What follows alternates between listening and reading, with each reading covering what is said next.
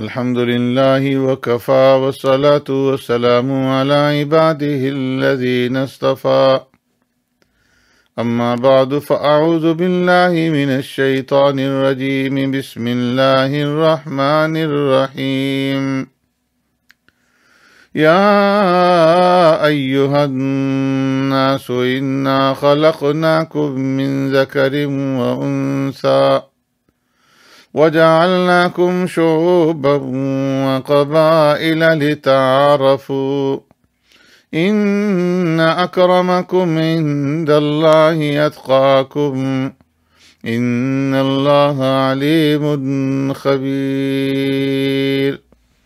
صدق الله مولانا العظيم يا أيها الناس اے لوگو اِنَّا خَلَقْنَاكُم مِّن ذَكَرٍ وَأُنثَىٰ بے شک ہم نے تم کو ایک مرد اور ایک عورت سے پیدا کیا وَجَعَلْنَاكُمْ شُعُوبًا وَقَبَائِلَ لِتَعَارَفُوا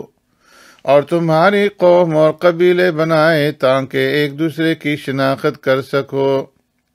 إِنَّ أَكْرَمَكُمْ عِندَ اللَّهِ أَتْقَاكُمْ اللہ تبارک و تعالیٰ کے نزدیک تم میں سب سے زیادہ عزت والا وہ ہے جو زیادہ پرہیزگار ہے ان اللہ علیم خبیر بے شک اللہ تبارک و تعالیٰ سب کچھ جاننے والا اور سب سے خبردار ہے آمنت باللہ و بآیاتی میرے معزز سامعین و ناظرین السلام علیکم ورحمۃ اللہ وبرکاتہ۔ آج کی اس مجلس میں اسلام میں انسانی آزادی اور مساوات کا جو تصور ہے اور پھر مغربی معاشرے کے اندر جو آزادی اور مساوات کا تصور ہے اس کے بارے میں چند معروضات آپ کی خدمت میں عرض کروں گا۔ اسلام کے اندر آزادی اور مساوات کا جو تصور ہے وہ بڑا جامع اور بڑا متوازن تصور ہے جس کے تحت سب انسانوں کے ساتھ برابری کا حکم دیا گیا ہے۔ اگر کسی کو ترجیح دی گئی ہے تو صرف اس بنا پر کہ وہ نیکی کے اندر کتنا آگے ہے، نیک کاموں کے اندر دوسروں سے اتنے کس قدر سبقت حاصل کی ہوئی ہے، اور اس تصور کا اعلان خود آقا نامدار سرور کائنات رحمت دو عالم جناب محمد الرسول اللہ صلی اللہ علیہ وسلم نے فتح مکہ کے موقع پر قریش کو خطاب کرتے ہوئے ارشاد فرمایا یا معشر قریش ان اللہ قد اذهب عنکم نخو الجاہلیہ وتعظمها بالآباء الناس من آدم وآدم من تراب فرمایا اے قوم قریش اب جہالت کا غرور اور نسب کا افتخار اللہ تبارک و تعالیٰ نے مٹا دیا ہے۔ تمام لوگ آدم علیہ السلام کے نسل سے ہیں اور آدم علیہ السلام کو اللہ تبارک و تعالیٰ نے مٹی سے بنایا تھا۔ اور پھر اس آیت کریمہ کی پیارے پیغمبر صلی اللہ علیہ وسلم نے تلاوت فرمائی یا ایھا الناس انا خلقناکم من ذکر وانثی وَجَعَلْنَاكُمْ شُعُوبًا وَقَبَائِلَ لِتَعَارَفُوا کہ اے لوگو ہم نے تم کو ایک مرد اور ایک عورت سے پیدا کیا اور تمہاری قوم اور قبیلے بنائے تاکہ ایک دوسرے کی شناخت کر سکو إِنَّ أَكْرَمَكُمْ عِندَ اللَّهِ أَتْقَاكُمْ بے شک اللہ تبارک و تعالیٰ کے نزدیک تم میں سب سے زیادہ عزت والا سب سے زیادہ باعزت وہ انسان ہے جو سب سے زیادہ پرہیزگار ہے۔ بے شک اللہ تبارک و تعالیٰ سب کچھ جاننے والا اور سب سے خبردار ہے۔ پھر ایک دوسرے موقع پر پیارے پیغمبر صلی اللہ علیہ وسلم نے پوری دنیا کے انسانوں کو مخاطب کرتے ہوئے یہ پیغام دیا کہ نسلی، قومی، لسانی اور علاقائی بنیادوں پر قائم کیے گئے جتنے بھی امتیازات ہیں،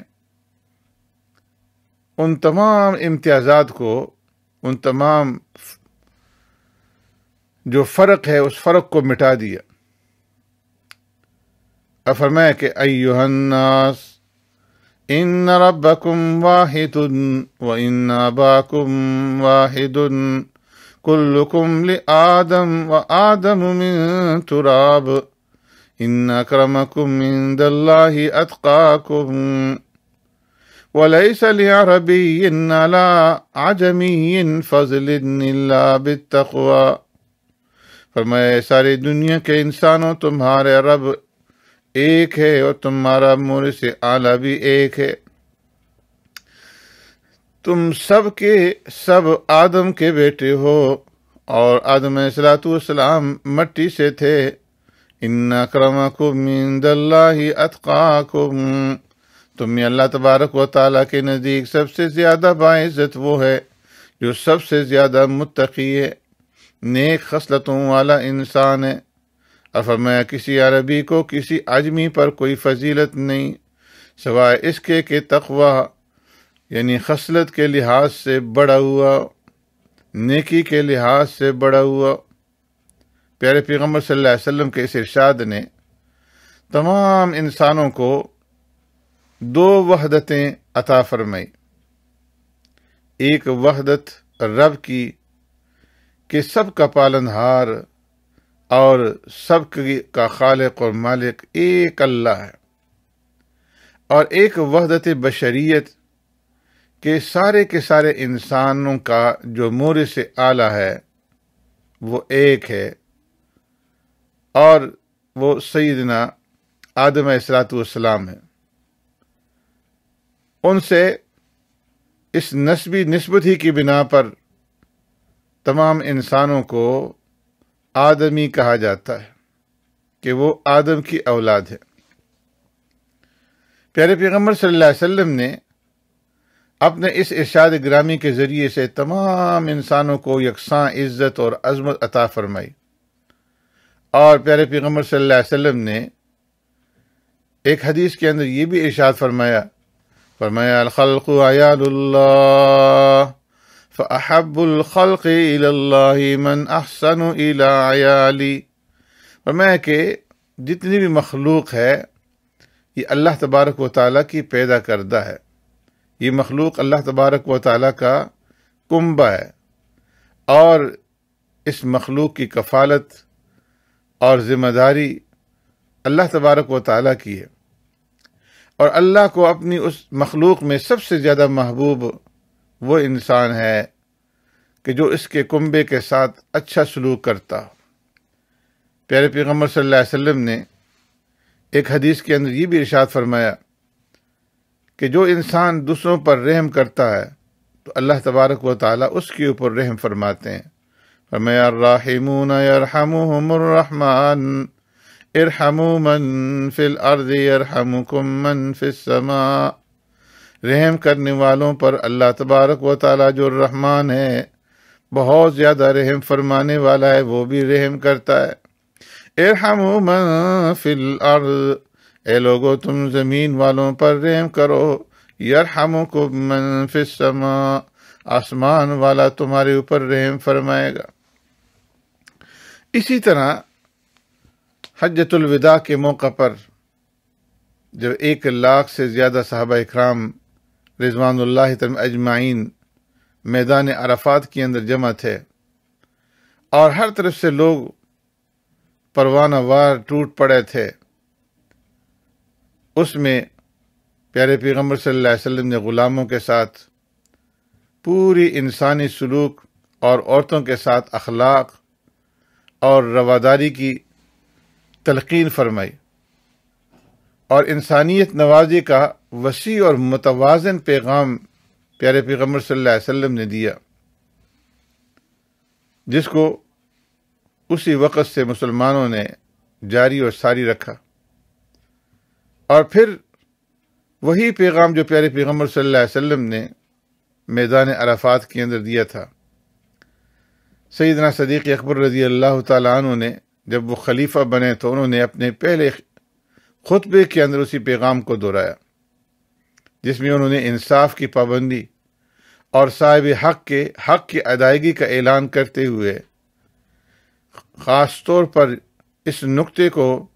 بیان فرمایا کہ تم میں سے جو مظلوم اور کمزور ہوگا وہ میرے لیے مضبوط اور قوی ہوگا، یہاں تک کہ میں اس کا حق اس کو نہ دلا دوں، اور تم میں سے جو ظالمانہ قوت والا ہوگا وہ میرے حساب سے کمزور ہوگا، جب تک کہ میں اس سے اس کے مظلوم کا حق نہ دلوا دوں۔ یعنی مظلوم کو اس کی مظلومیت دور کر کے اس کو اس کا حق کے مطابق جب تک میں قوی نہ بنا دوں، طاقتور اور مضبوط نہ بنا دوں، میں سب کے حقوق کی ادائیگی کا ذمہ دار ہوں، اور میں ان میں کسی کا حق اگر تلف کیا جا رہا ہو تو اس کے انصاف کا حقدار ہونے کی وجہ سے اس کی مدد کرنا اپنے ذمہ لازم سمجھتا ہوں،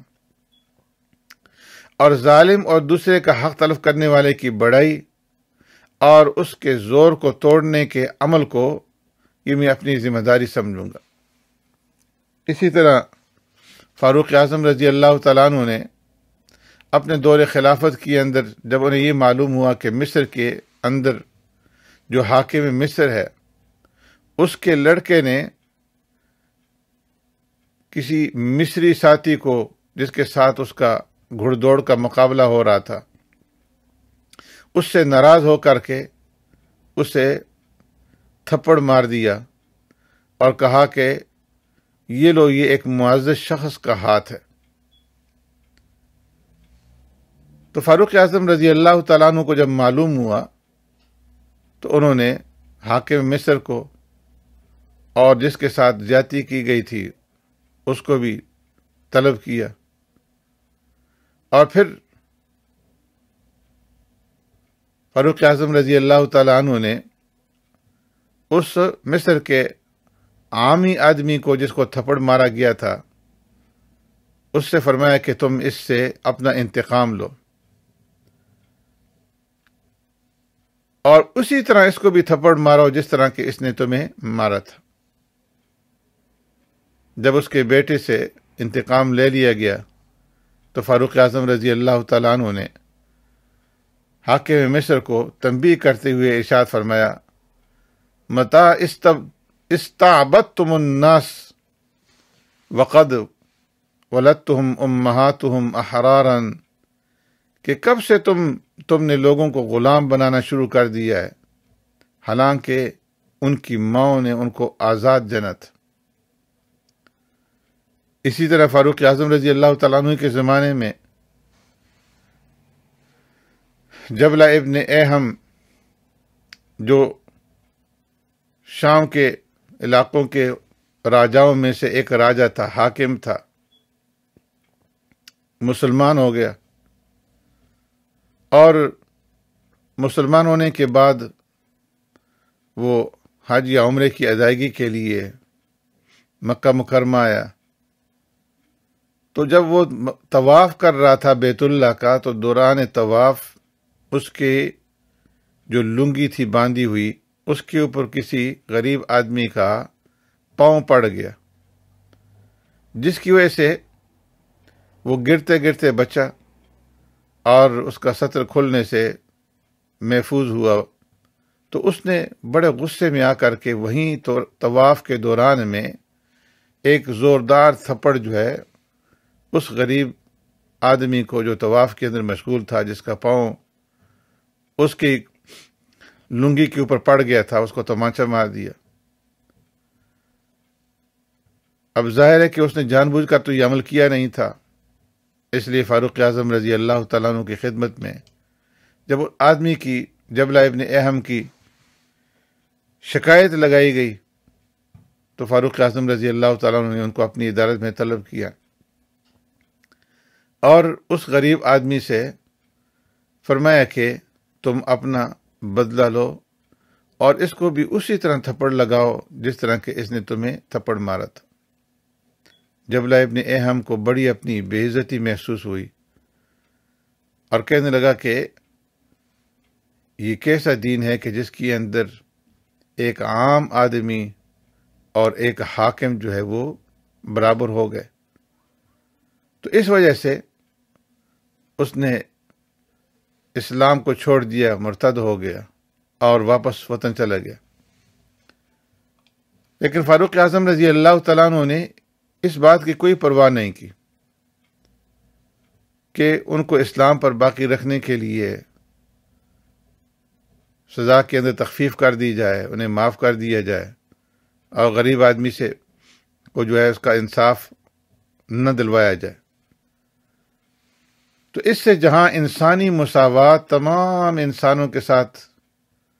مساویانہ برتاؤ کا واضح پیغام ملتا ہے اور عدل و انصاف قائم کرنے کا شاندار نمونہ سامنے آتا ہے، تو وہی شاندار جذبہ بھی سامنے آتا ہے کہ ہر انسان کو عدل اور انصاف کا جو حق بنتا ہے اس کے دلانے میں کسی مدارات کی اور کسی رعایت کی ضرورت نہیں۔ اسلام نے جس آزادی اور مساوات کی تعلیم دی وہ خرابی کو درست کرنے کی تھی۔ اس میں توازن اور انصاف کو بنیاد بنایا گیا،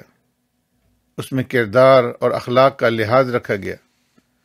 اور تجربہ کار اور ناتجربہ کار کے فرق کو بھی ملحوظ رکھا گیا، جس کے نتیجے میں ایک متوازن آزادی اور منصفانہ مساوات کے شاندار نمونے سامنے آئے۔ پیارے پیغمبر صلی اللہ علیہ وسلم نے مساوات ہی کے سلسلے میں جو ارشاد فرمایا تھا کہ لا فضل لعربی علی عجمی ولا لابیض علی اسود الا بالتقوی، کہ یہ سب انسان آدم علیہ السلام کی اولاد ہیں، کلکم من آدم و آدم من تراب، تم سب کے سب آدم علیہ السلام کی اولاد میں سے ہو اور آدم علیہ السلام کو اللہ نے مٹی سے پیدا کیا، لہذا تم میں سے کسی عربی کو کسی عجمی کے اوپر فضیلت حاصل نہیں ہے، ولا لابیض علی اسود الا بالتقوی، اور نہ کسی گورے کو کسی کالے کے اوپر مگر یہ کہ جو انسان صفات تقوی کے اندر سب سے آگے ہوگا تو اللہ کے نزدیک وہی انسان جو ہے وہ معزز ہے اور برتر ہے۔ تو یہ اسلام نے آزادی، برابری اور مساوات کا کھلا ہوا درس دی ہے۔ اس کے مقابلے میں مغرب کے اندر مساوات کا جو سلسلہ ہے اس کا مفہوم یہ ہے کہ کوئی دوسرا شخص ہم سے بڑا نہیں ہے، ہم سب سے بڑے اور باقی سب ہم سے چھوٹے ہیں۔ اسلام نے جو اصول دیا اس سے یہ تصور بنا کہ ہم دوسروں سے بڑے نہیں ہیں، ہم دوسروں سے بڑے نہیں ہیں، اور مغربی تصور کیا ہے کہ ہم سے بڑا کوئی دوسرا شخص نہیں ہے۔ دونوں تصوروں کے درمیان فرق کے نتیجے میں کتنا بڑا فرق پیدا ہو جاتا ہے۔ اسلامی اصول اور مساوات کے لحاظ سے ہر آدمی دوسرے انسان کو اپنے سے بہتر سمجھے گا اور دوسرے انسان کے ساتھ عاجزی اور انکساری کے ساتھ پیش آئے گا، اپنے آپ کو بہتر بنانے کی کوشش کرے گا۔ اور مغربی اصول اور مساوات سے یہ اثر پڑے گا کہ ہر آدمی دوسرے کو اپنے سے کمتر سمجھے گا اور دوسرے کے مقابلے میں خود جو ہے وہ بڑا بننے کی کوشش کرے گا، اور اس بڑا بننے کے لیے اسے ظلم کرنے کی ضرورت پڑی تو وہ ظلم کرے گا، جبر کرنے کی ضرورت پڑی تو وہ جبر کرے گا۔ تو اس کے ذریعے سے پھر خود غرضی جو ہے یہ عام ہوگی۔ اس طرح کے ہم یہاں دیکھتے ہیں کہ جو بچے ہیں، چھوٹے بچے، وہ بھی اپنے بڑوں کو بڑا نہیں سمجھتے، اور دوسری طرف جو بڑے ہیں وہ اپنے بچوں کو اپنی طرح سے بڑا سمجھنے کے اوپر مجبور ہے، اور یہاں تک معاملہ ہے کہ اگر ماں باپ بھی کسی غلط بات کے اوپر اپنی اولاد کو تنبیہ کرتے ہیں تو اس کو بھی بچوں کی آزادی کے حق کے خلاف سمجھا جاتا ہے۔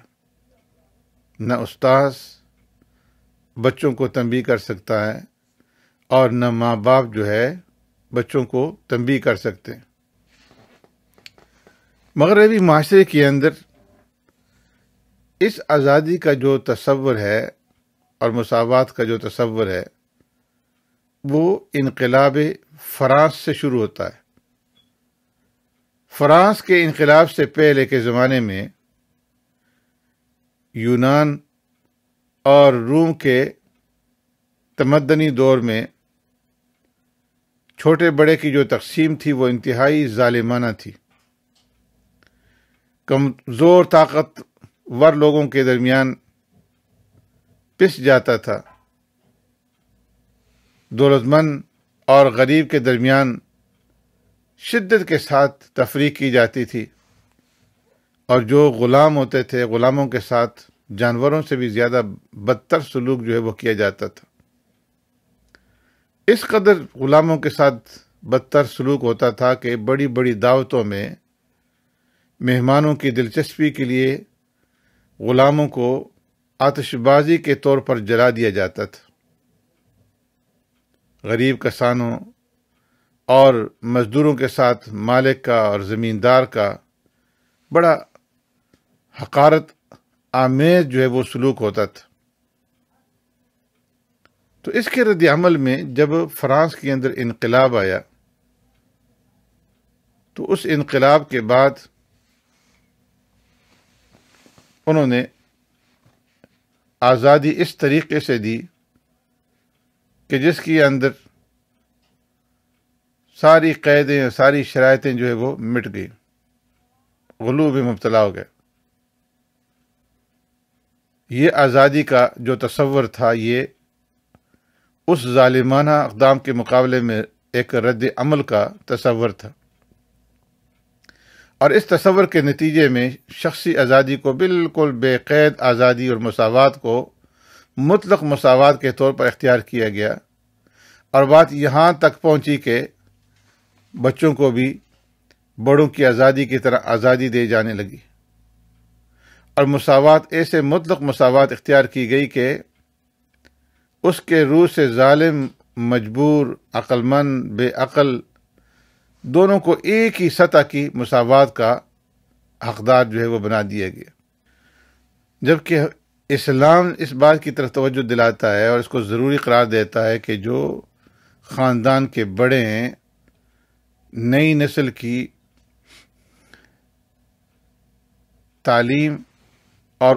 ان کی نشو و نما، ان کی تربیت، یہ ان کے ذمہ ہے۔ حضرت عبداللہ بن عمر رضی اللہ تعالیٰ عنہ کی روایت فرماتے ہیں کہ میں نے پیارے پیغمبر صلی اللہ علیہ وسلم کو ارشاد فرماتے ہوئے سنا، الا کلکم راعٍ وکلکم مسئول عن رعیتہ والرجل راع فی اہلہ وہو مسئول عن رعیتہ والمرأة راعیة فی بیتها ومسئولة عن رعیتها والخادم راع فی مال سیدہ ومسئول عن رعیتہ فکلکم راع ومسئول عن رعیتہ۔ فرمایا تم میں سے ہر ایک اپنے ماتحت کا سرپرست اور ذمہ دار ہے، اور اس سے اپنے ماتحت کے متعلق جواب طلب کیا جائے گا کہ اس سے اس کی سرپرستی اور رہنمائی کا حق کہاں تک ادا کیا۔ فرمایا حاکم کی طرف سے اپنی رعیت کی سرپرستی اور باپ کی طرف سے اپنے اولاد اور گھر والوں کی سرپرستی اور ماں کی طرف سے اپنی اولاد اور گھر سے متعلقہ معاملات کی ذمہ داری کہ کیسے ان معاملات اور رجحانات کو صحیح رخ پر ڈالا جائے اور ان کی تربیت اور نشو و نما کی فکر کی جائے۔ اللہ تبارک و تعالیٰ نے ایک مقام پہ فرمایا یا ایھا الذین آمنوا کونوا قوامین للہ شہداء بالقسط ولا یجرمنکم شنآن قوم علی الا تعدلوا اعدلوا هو اقرب للتقوى واتقوا اللہ ان اللہ خبیر بما تعملون۔ کہ ایمان والو اللہ کے لیے پوری پابندی کرنے والے اور عدل کے ساتھ شہادت دینے والے رہو، اور کسی جماعت کی دشمنی تمہیں اس پر آمادہ نہ کرے کہ تم ان کے ساتھ انصاف نہ کرو۔ اعدلوا انصاف کرتے رہو کہ وہ تقوی کے بہت ہی قریب ہے،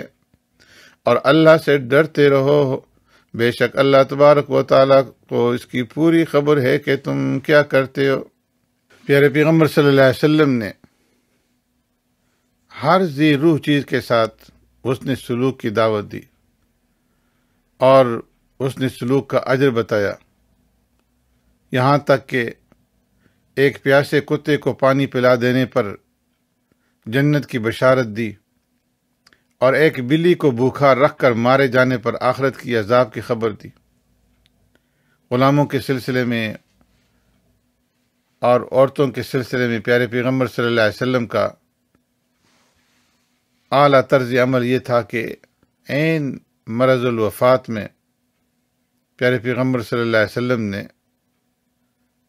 دنیا سے تشریف لے جانے سے قبل جو وصیت فرمائی،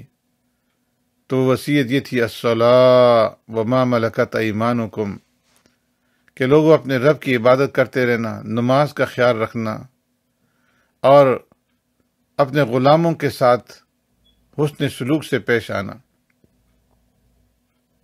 پیارے پیغمبر صلی اللہ علیہ وسلم نے آخری لشکر جو روانہ کیا تو اس کا سربراہ اپنے سابق غلام کے نوجوان لڑکے کو بنایا، اسامہ رضی اللہ تعالیٰ عنہ۔ ابھی لشکر روانہ نہیں ہوا تھا کہ پیارے پیغمبر صلی اللہ علیہ وسلم کی وفات ہو گئی، اور اس کے بعد جب حضرت صدیق اکبر رضی اللہ تعالیٰ عنہ خلیفہ بنے اور انہوں نے لشکر روانہ کرنا چاہا، تو لوگوں نے کہا کہ اس لشکر میں بڑے بڑے عرب کے سردار موجود ہیں، اگر آپ اس نوجوان کے بجائے کسی بڑے سردار کو اس لشکر کی قیادت سونپ دیں تو یہ زیادہ مضبوط ہوگا۔ لیکن سیدنا صدیق اکبر رضی اللہ تعالیٰ نے فرمایا کہ پیارے پیغمبر صلی اللہ علیہ وسلم نے جس کو امیر مقرر کر دیا تھا اسی کو قائم رکھا جائے گا، اور یہی نوجوان اور جو سابق غلام کے صاحبزادے تھے یہی قیادت کریں گے۔ چنانچہ سب نے انہی کی اطاعت کی، انہی کی قیادت کے اندر کام کیا، اور کسی نے اس کے اوپر کوئی اعتراض نہیں کیا۔